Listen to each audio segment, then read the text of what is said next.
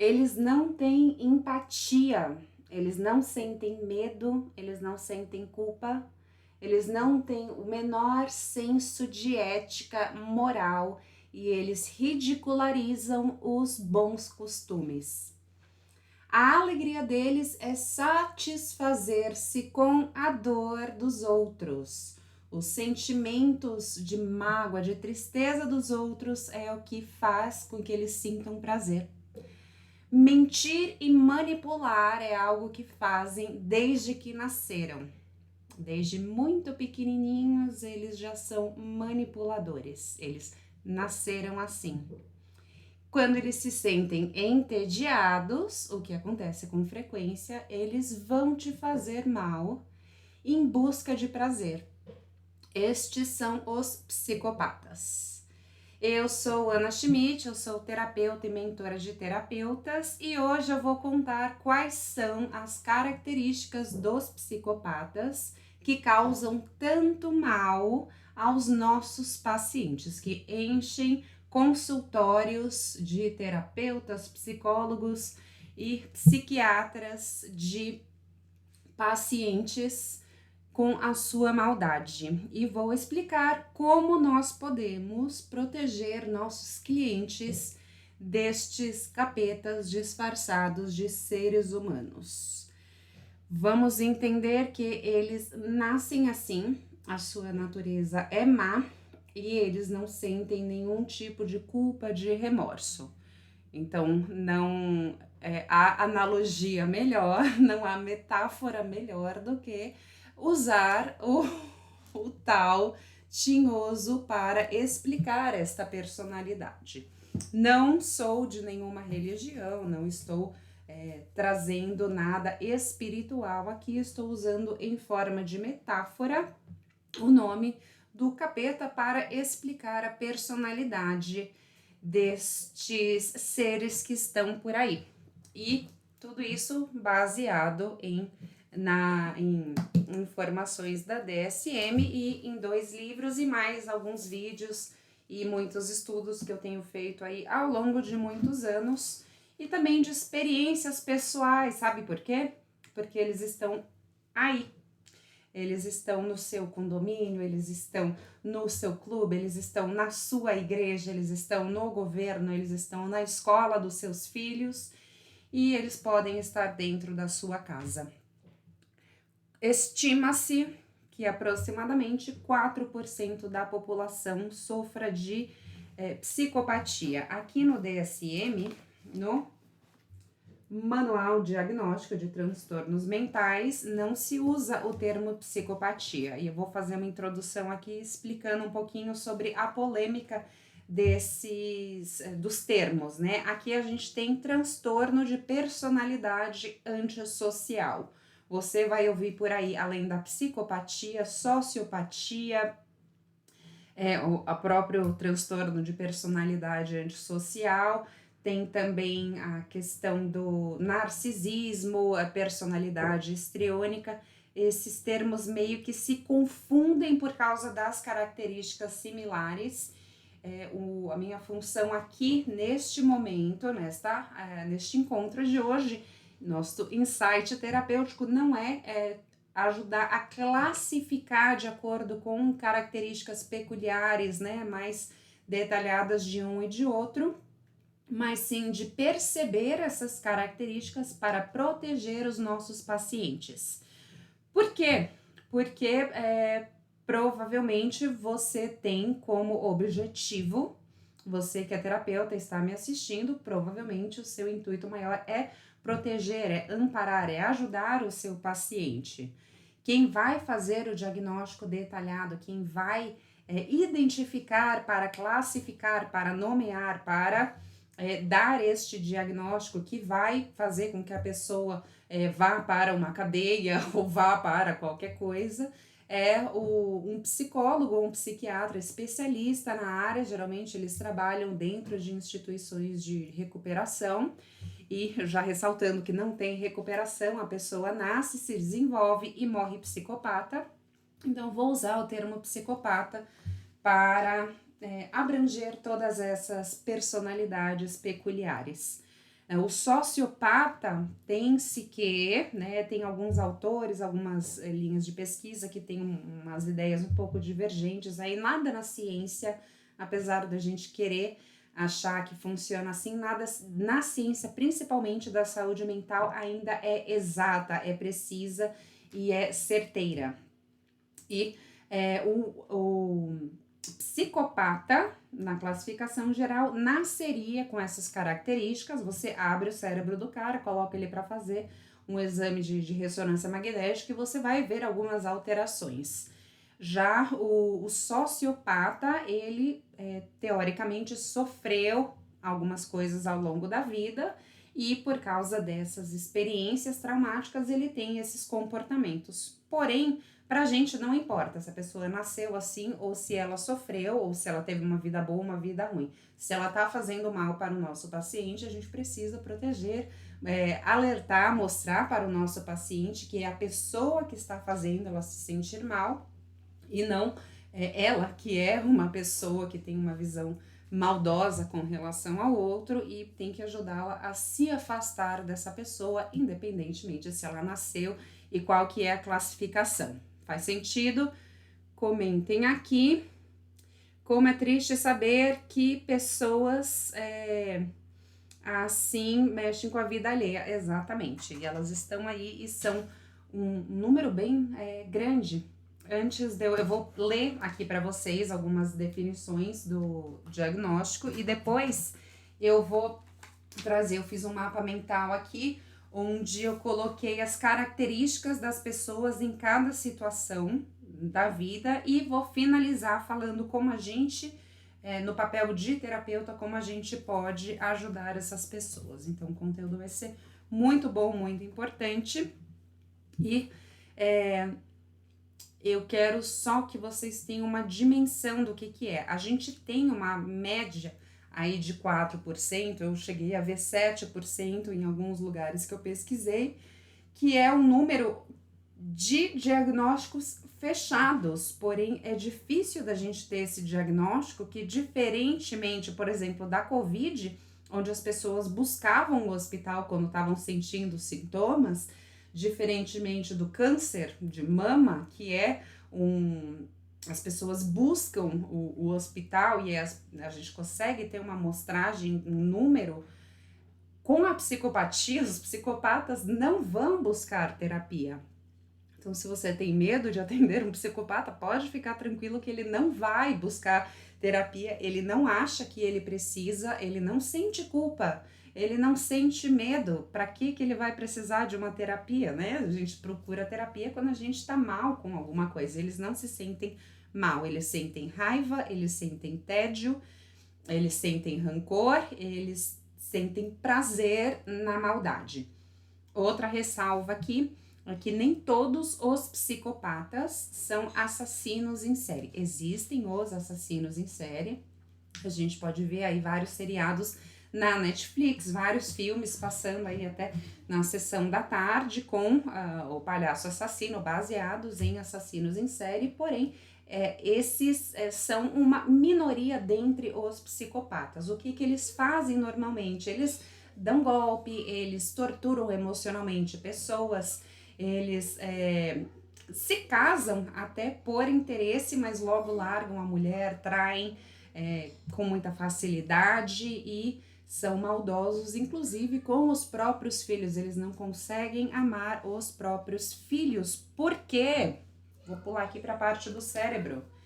O cérebro deles é diferente.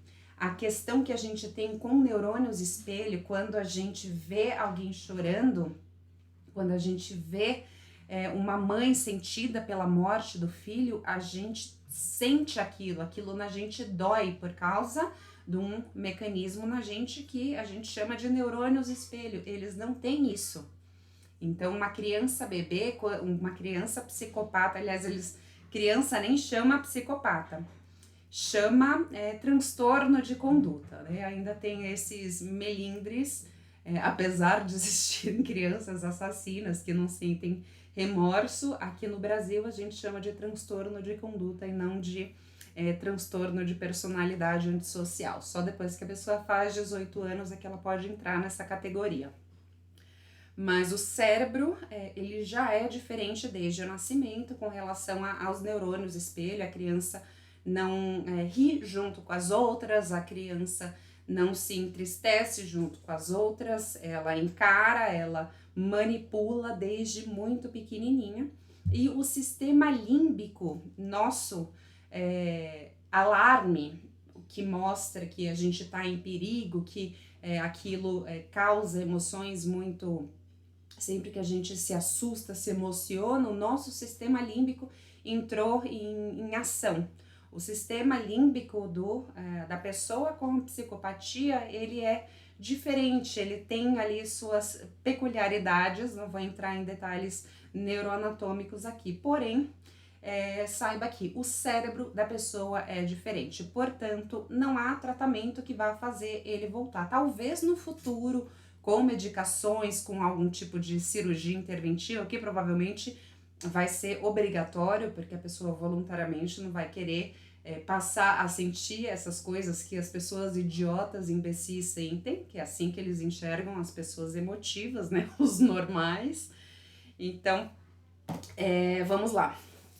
Aqui no DSM, nós temos que o transtorno de personalidade antissocial é um padrão difuso de dissociação e violação dos direitos das outras pessoas que ocorre desde os 15 anos de idade, conforme indicado por 3 ou mais dos seguintes. Então, a pessoa, para ser classificada, precisa ter 3 ou mais dos pontos abaixo. Só uma ressalva aqui, né? Várias ressalvas aqui. O objetivo dessa aula aqui não é fazer com que você saia diagnosticando pessoas, mas sim identificando sinais. Quem faz o diagnóstico é um psiquiatra dentro de um espaço que tem vários encontros, que estuda o histórico da pessoa. Então, eu vou te passar informações aqui para que você consiga ouvir dos seus pacientes relatos que ela está sofrendo e você possa alertar que não é saudável continuar com essa pessoa. Você não deve falar, essa pessoa, a sua mãe é uma psicopata, né? Para ela vai ser meio pesado. O seu marido tem traços de psicopatia. Não é o nosso papel ouvir isso. Meu filho tá querendo entrar aqui. Vamos lá. O primeiro ponto, fracasso em ajustar-se às normas sociais relativos a comportamentos legais dentro da lei, conforme indicado pela repetição de atos que constituem motivos de detenção. Então, a pessoa fora da lei que comete crimes com frequência é um dos pontos. Outro ponto, tendência à falsidade, conforme indicado por mentiras repetidas, uso de nomes falsos, ou de trapaça para ganho ou prazer pessoal. Então, o prazer em mentir, em manipular pessoas. Outro ponto, impulsividade ou fracasso em fazer planos para o futuro. A pessoa é hedonista, isso significa que ela vive no presente e não tem planos para o futuro porque ela não tem essa preocupação. Outro ponto, irritabilidade e agressividade, conforme indicado por repetidas lutas corporais ou agressões físicas. A pessoa se irrita muito facilmente e bate em qualquer pessoa, inclusive na mãe. Descaso pela segurança de si e dos outros. A pessoa não tem medo de morrer. E há casos em que as pessoas diagnosticadas com transtorno de personalidade antissocial, elas se matam, não com o objetivo de dar fim a um sofrimento, que é o que geralmente acontece nos suicídios, mas com o objetivo de foder com a vida da mãe, quer deixar a família culpada, quer deixar as pessoas culpadas. Então ela tira a própria vida, que para ela não significa muita coisa, e assim ela consegue fazer mal ao outro. Sempre é esse o objetivo, porque isso dá prazer nela. Outro ponto, irresponsabilidade reiterada, conforme indicado por falha repetida em manter uma conduta consistente no trabalho ou honrar obrigações financeiras. A pessoa ela não consegue se manter num trabalho, ela muda de casa com frequência, ela muda de parceiro com frequência, ela se entedia e não tem aquela obrigação moral de pagar contas, de gerir uma população. Elas vão para o governo, elas roubam e elas não têm a menor preocupação em se o hospital está tendo recursos para salvar. Tantas pessoas morreram por falta de recursos e para ela aquilo não significa nada, porque ela tem essas questões. Ausência de remorso, conforme indicado pela indiferença ou racionalização em relação a ter ferido, maltratado ou roubado outras pessoas. Então, ela é indiferente, ela não tem empatia e ela não merece a nossa preocupação. É importante que a gente entenda que existem situações em que a pessoa pode agir dessa forma se ela tiver um diagnóstico de esquizofrenia, por exemplo, e durante o surto psicótico ela agir dessa forma, ela não entra nessa categoria. Ela deve, para ter esse diagnóstico, ela vai agir dessa forma sempre, estando num surto ou fora dele. E a ocorrência de comportamento antissocial se dá exclusivamente durante o curso. Isso aí eu acabei de falar. Há evidências de transtorno de conduta com surgimento anterior aos 15 anos de idade. Inclusive, em alguns países, crianças a partir de 6, 7 anos já são condenadas como adultos quando elas cometem crimes hediondos que são características desse transtorno. Bom, para esse diagnóstico, ela deve ter apresentado alguns sintomas antes dos 15 anos. Isso significa que a criança, desde pequena, ela manipulava, né? Ela tá lá adulto e vai ser diagnosticada. Precisa estudar o histórico escolar, porque ela já maltratava os animais, fazia bullying com todo mundo, e aí a gente ia conversar com ele e ele não tinha menor culpa, menor remorso, menor arrependimento, não queria voltar atrás. E essas histórias de criança que tortura, bota gato no micro-ondas, são bem característicos inclusive outras crianças, né? Tortura, maltrata outras crianças mais fracas do que ele, são bem característicos do transtorno. Direitos básicos dos outros e princípios, normas e regras sociais apropriados à idade são violadas. Tudo que é regra deve ser violado e ela sente um prazer em transgredir. Agressão a pessoas e animais, destruição de propriedade, fraude ou roubo ou grave violação às regras. A pessoa não tem êxito em ajustar-se a normas sociais referentes a comportamento legal, então ela não tá nem aí para a lei. Com frequência enganam, manipulam para obter ganho ou prazer pessoal, né? Já tô sendo repetitiva aqui. Eles são irritáveis e agressivos, inclui aí a agressão física, espancamento do cônjuge e do próprio filho. São indiferentes a terem ferido, maltratado, roubado alguém, racionalizando de modo superficial essas situações. Existem casos em que uma pessoa irritada estava lá numa briga e no calor das emoções tirou a vida de outra pessoa. Essa pessoa que no calor das emoções tirou a vida de outro, a gente vai conversar depois e ela vai falar: queria não ter feito isso, estou me sentindo mal. Se ela não tem o transtorno. Quando ela tem o transtorno, ela vai falar: puxa vida, devia ter feito de forma mais discreta para ninguém me pegar, porque agora eu vou para cadeia. Ela não sente remorso com relação à maldade que fez. E sobre a origem, temos aí fatores genéticos, né? No gen da pessoa já tem o capetinha lá. E na criação a gente pode, apesar da pessoa ter nascido, se a criação ela é mais rígida, mais impositiva, a gente consegue controlar um pouco mais e a pessoa pode não se tornar, né, entre o leve, intermediário e grave, né, os níveis de psicopatia, ela pode ficar mais num nível mais leve para intermediário e não migrar para o grave. Se é uma criação muito liberal, se é um lar onde pode se fazer tudo, ela vai ter mais facilidade para acessar ideias piores. Então, na avaliação de traços antissociais, é útil para o clínico levar em conta o contexto social, econômico em que ocorrem os comportamentos, porque pode ser que a pessoa faça alguma coisa que pareça, mas por outras razões e não por causa do transtorno em si. Agora eu vou falar dos diversos do trabalho, como que ele se comporta, para vocês irem associando aí com os relatos que os seus pacientes trazem. O importante aqui é você pensar, minha paciente fala que no trabalho ela sofre assim, assim, assim com relação ao patrão. Pode ser que ele seja um psicopata. O que ela deve fazer? Falar que ele é um psicopata? Não, mudar de trabalho. No relacionamento e... Deixa eu só guardar este... Vamos lá, no trabalho, o psicopata, quando ele vai fazer uma entrevista, ele é o candidato ideal.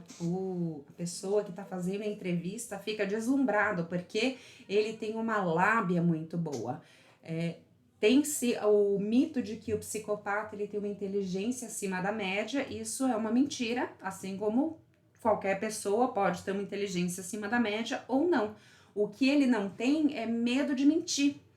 A gente não consegue, digo as pessoas que não têm o transtorno, a gente, quando vai mentir para alguma coisa, a gente gagueja, a gente, né, mas e aí, você trabalhei, tive essa experiência, estudei na gringa, eles mentem, então, eles encantam com essa manipulação, e eles conseguem convencer uma pessoa, uma esposa, existem casos de convencer uma pessoa a largar o marido e vir morar com os filhos em questão de 2 horas. O maníaco do parque levava mulheres instruídas para o meio do mato para um ensaio fotográfico, um cara feio, horroroso, numa bicicleta.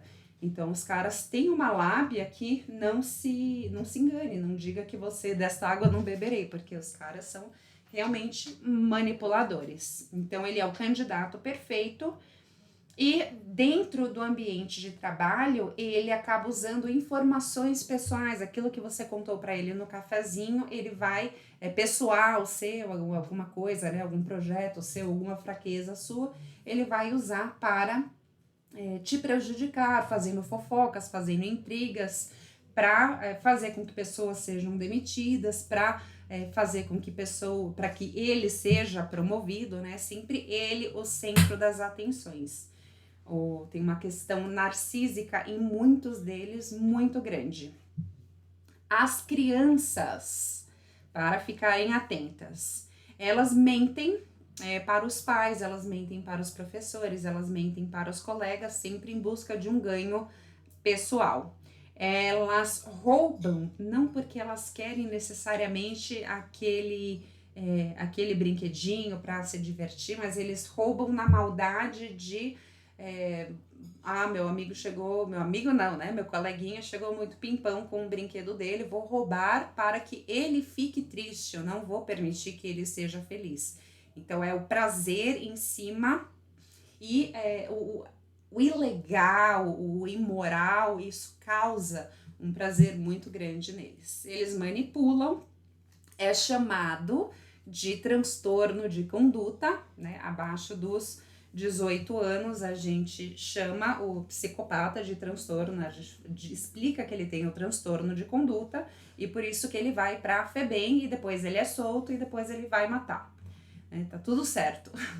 Ele já nasce sem empatia, por isso que ele não se abala, que o amiguinho tá triste, ele maltrata animais, maltrata amigos, machuca mesmo pra querer ver chorar, isso que alimenta a alminha dele. E ele não tem o menor remorso, é praticamente impossível você fazer com que ele se arrependa de alguma coisa e queira mudar o comportamento, porque aquilo não vai tocar ele de nenhuma forma. Nos relacionamentos, aí os transtornos de conduta cresceram, se tornaram personalidade antissocial, psicopatas crescidos, experientes já. No relacionamento, ele vai ser ciumento, porque ele vai ser possessivo, no sentido de você é minha e de mais ninguém, porque eu quero te manipular, porque eu não quero que você seja feliz com mais ninguém, mas eu não quero que você seja feliz. Ele mostra um comportamento extremamente ciumento e possessivo, violento, e não é nos primeiros dias, no início do relacionamento, ele é extremamente fofo, romântico, gostoso, né, afável. A hora que a pessoa cai na lábia, ele começa a ser violento, né? Ele não dá uns tapão na primeira semana, senão a pessoa não se envolve o suficiente. Ele espera um tempo para deixar a coisa, deixa a pessoa se envolver para se manifestar. Ele parasita a vida da pessoa em dois sentidos, né? Os relacionamentos, não só os relacionamentos amorosos, mas a amizade. O psicopata, muitas vezes, ele não trabalha e ele fica dependendo, ele faz alguém se apaixonar por ele, pode ser um homem ou uma mulher, faz a pessoa se apaixonar e fica extorquindo a pessoa, mora na casa sem pagar nada e vai sempre dando desculpa, eu não consigo emprego, ninguém é justo comigo, conta histórias tristes, mentirosas sobre o seu passado, porque ele nem sente nada daquilo, né? Mesmo que tivesse acontecido, ele não ia se abalar com aquilo. E ele vai parasitando, sugando a alma das pessoas. Quando a pessoa finalmente dá um pé na bunda, ele procura outra vítima. E a vítima, que no caso são os nossos pacientes que aparecem aí de monte, são pessoas mais carentes, mais vulneráveis, em busca de um amor. E quando ele aparece com essa fantasia, com essa máscara de Dom Juan, as pessoas caem e eles sanguessugam ali a alma da pessoa. Inclusive, tem um fenômeno que chama gaslighting, que é uma forma de manipulação em que a pessoa acha que está louca. Ela segue, tá desconfiada já. Nossa, o cara não para em casa, tal, vai e segue. E vê o cara com outra. E aí ela volta para casa, o cara volta para casa. Eu vi que você me traiu. Mentira, não, você tá vendo coisa, nada disso aconteceu. E ele fala de uma forma, eu te amo, você é muito importante para mim, isso nunca aconteceu, você tá confundindo as coisas e tal. E a mulher começa a achar, geralmente né, a maioria é homem, por isso estou colocando assim, a mulher acredita realmente que está ficando louca. Ele manipula tanto, ele convence a mulher de que ela está ficando louca. Aquelas mensagens que você viu, aquilo que aconteceu. Não, isso daí é da sua cabeça, você tá delirando. E a mulher começa a duvidar da própria sanidade mental. Tipo, olha o nível de maldade dos caras. Aqui eu escrevi, e sou má. E a mulher se sente culpada de ter desconfiado do cara. Tipo, nossa, eu sou uma grande filha da puta, desconfiei, ele é ótimo. Né? Então é um fenômeno até conhecido de maldade do nível que o cara faz. As características que as pessoas têm, eles não têm culpa, eles estão em todas as classes sociais, eles são brancos, pretos, japoneses e mexicanos e índios, eles não têm uma linha, né, uma cor, uma raça que podem estar aí dentro das favelas, dentro das mansões, no Planalto Central, eles estão dentro das igrejas, né? Então, muito cuidado, dentro dos hospitais, fantasiados de palhacinho com seu filho no colo, fantasiado de Papai Noel com seu filho no colo. Eles, quando eles têm atração por criança, eles fazem também na maldade e violentam e são extremamente cruéis, deixando várias vítimas bem perturbadas e não sentem um puta remorso do que fizeram, ok? Mesmo que a pessoa venha a tirar a própria vida, para ele tá de boa. E voltando, ele pode fazer isso, ele pode chegar a machucar fisicamente, ele pode chegar a matar, mas pode não. Pode ser só na maldade psicológica, né? Dependendo do nível, se é leve, intermediário ou avançado o grau de psicopatia dele. Cada um vai fazer a filha da putagem no seu nível. Eles são extremamente simpáticos, ninguém nem acredita. O Ted Bundy, tem vários aí assassinos famosos, né? Serial killers famosos, que ninguém dava a menor. Tipo, imagina, o cara é simpático, o cara é do bem, mó amigão de todo mundo.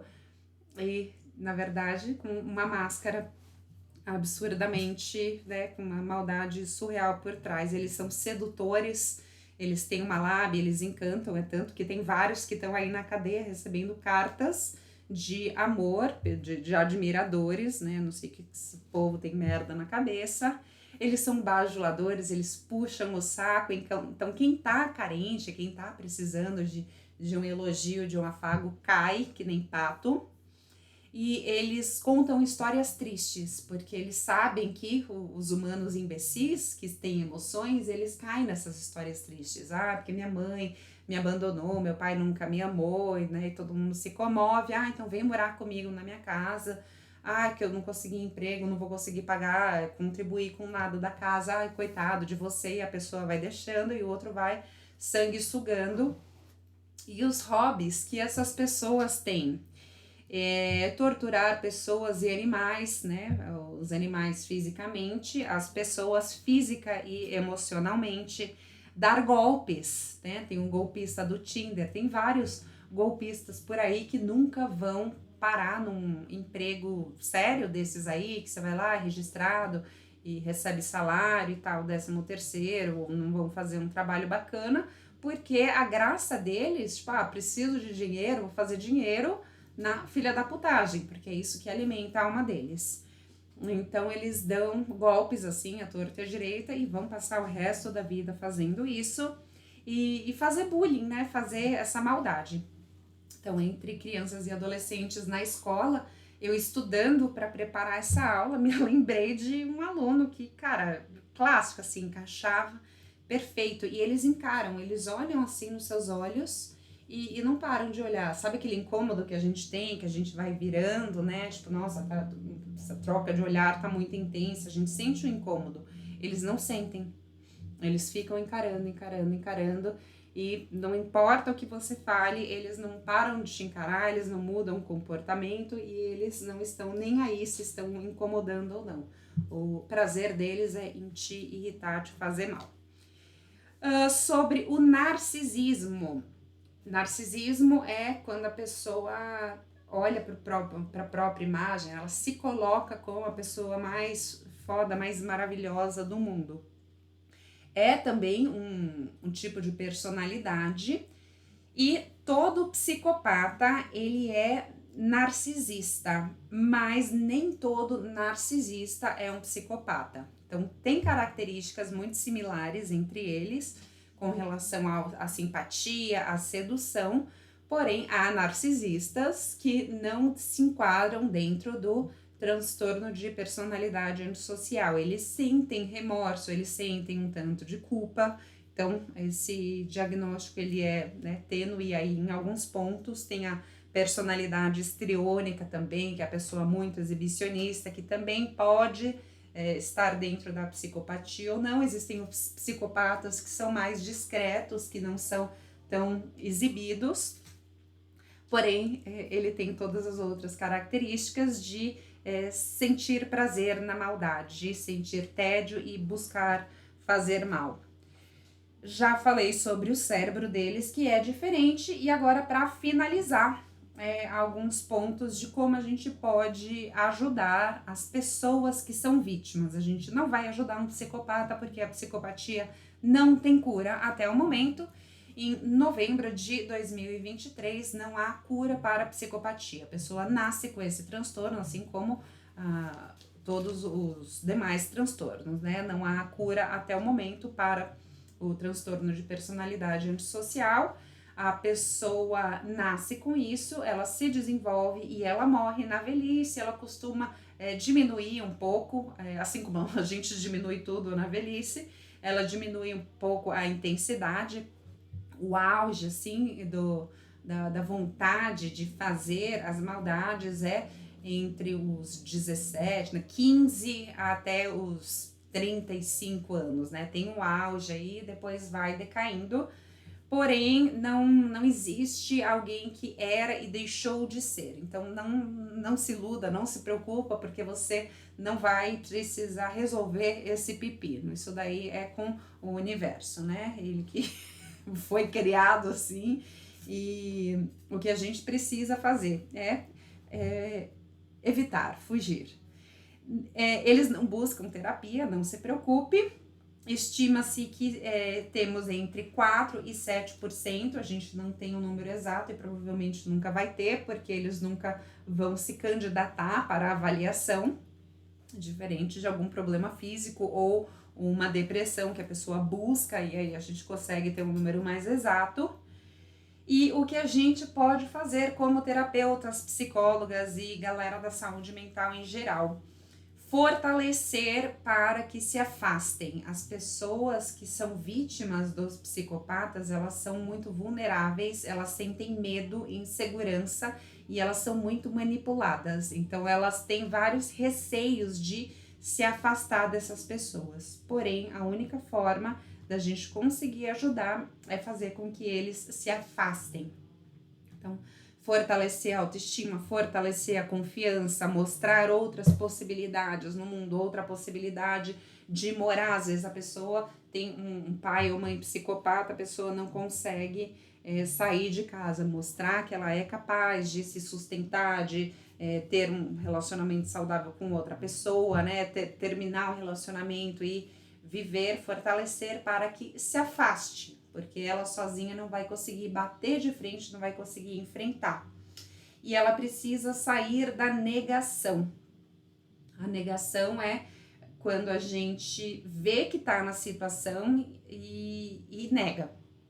Nossa, ele fez isso comigo. Não, ele não pode ter feito, ele é uma pessoa boa. Ah, ele não me ama de verdade. Não, não pode ser. Não, ele me ama, ele falou que me ama. Eu acho que isso daí que ele fez é só por causa disso. A pessoa escorrega e tenta negar o que está claro ali. Então, a gente tem que ajudar a pessoa a sair dessa negação, aceitar que aquela pessoa não ama, não corresponde às expectativas emocionais que ela precisa, e que elas não desejam o bem, elas não querem proteger do jeito que eles falam, elas precisam entender que a pessoa está mentindo. E a gente deve fazer isso da melhor forma, mostrando, contando histórias, mostrando com exemplos, mostrando possibilidades e reforçando qualquer que seja a ferramenta terapêutica que a gente tem. A gente precisa fortalecer a autoestima e a confiança dessa pessoa para que ela se afaste do capeta encarnado. Pessoal do YouTube, se inscreva no canal e acione o sininho para não perder conteúdos bacanas. Se você gostou desse, vai ser muito bom ter você aqui comigo. Até a próxima!